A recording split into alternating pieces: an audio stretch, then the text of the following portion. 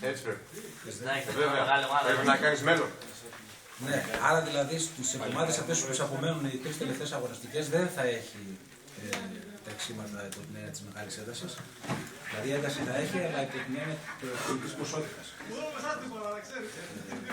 Γι' αυτό όσοι σκέφτονται να την κοπανάνε και να μην κάνουν προπόνηση, να έρχονται. Θα έχει μόνο παιχνίδια. Παιχνίδια τα οποία θα είναι πολύ σύνθετα. Τώρα, αυτό το αφήνουμε σε παρένθεση. Αν θα κάνουμε Τρίτη-Πέμπτη ή θα κάνουμε μια Τετάρτη το φιλικό με μια ομάδα. Ξέρω με τη Σάντα του. Τώρα να δούμε εδώ πέρα.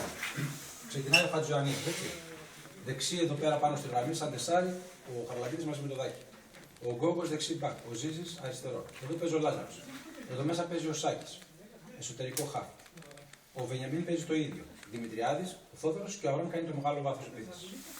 Προσέξτε λίγο τι χαρακτηριστικά θα δώσουμε τώρα. Ό,τι κάναμε στις προπονήσεις. Λάζαρε, επειδή εσύ έλειπες και τα κάναμε εμείς κάνα 2 φορές 3 εδώ και ουσιαστικά λίγο έτσι έγιναν κατανοητά, να δούμε σε τι επίπεδο μπορούμε να τα βγάλουμε κιόλας. Εσύ παίζεις σαν εξάρι οργανωτικό. Εδώ. Ακριβώς μπροστά σου θα περνάνε ο Σάκης στη δεξιά σου πλευρά και ο Βενιαμίν στην αριστερή. Έχεις εύκολη πάσα από πίσω από εδώ ή από τα τεσσάρια ή από τον τερματοφύλακα. Παίζεις με εσωτερικά εδώ. Αν δεν μπορείς, τότε παίζεις με πλάγια για να μην ανάπτυξη από τα πλάγια. Όταν θα περνάει εδώ, Σάκης ή Βενιαμίν, βλέπετε, σας έβαλα τις θέσεις περίπου που θα έχετε. Δηλαδή, όλο αυτός είναι ο χώρος ευθύνης δικός σου. Δεν μπερδεύουμε τους χώρους ευθύνης. Πλάτος επίθεσης στην αριστερή πλευρά κάνει ο Δημητριάδης και στη δεξιά πλευρά κάνει.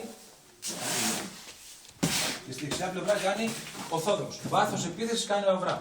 Αν περάσει από εδώ και περάσει τον Τέο, θα την περιμένει έξω την μπάλα εδώ πάνω στη γραμμή, θα την κρατάει εδώ πέρα. Αν είναι ένας εναντίον ενός, ή θα τον περνάει και θα βγάλει σέντρα πρώτο δοκάρι, θα έρχεται πάντα το σεντρεφόρο Αβραάμ από αυτή την πλευρά.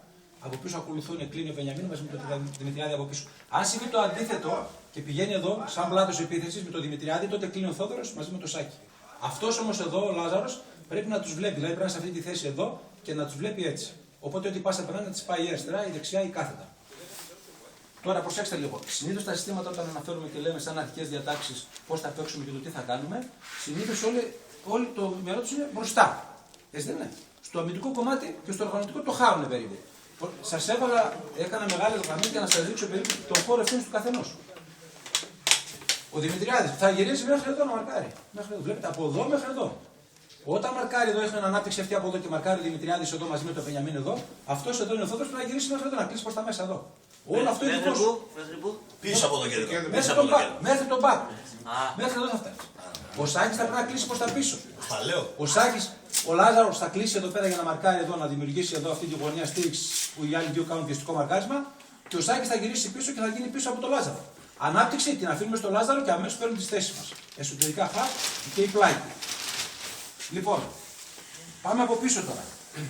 Λέμε την αμυντική γραμμή. Χατζιωαννίδης παίρνει την μπάλα, τη στείνει εδώ πέρα. Έρχεται εδώ ο Χαρλαπίδης, εδώ ο Δάκης. Πάσα εδώ, άμα είσαι από εδώ. Άμα είσαι από εδώ, πάσα εδώ. Με τα χέρια εδώ ή εδώ. Σε πιέζουν εδώ, δεν μπορούν ούτε εκεί, παίζεις Λάζαρος. Δεν μπορείς εδώ, κάνεις μεγάλη με τα χέρια εδώ ή εδώ. Δεν χρειάζεται δηλαδή πάντα να είναι και με τα πόδια. Αν κάνεις με το χέρι σου πολύ μεγάλη πάσα, μπορεί να φτάσει μέχρι τους πάγους. Στο πάρει άλλο, το κατεβάζει, κάνω ανάπτυξη. Έχουμε πει από τη δεξιά πλευρά που θα παίξει ο Γκόγκος δεν θα έχουμε ανάπτυξη overlap.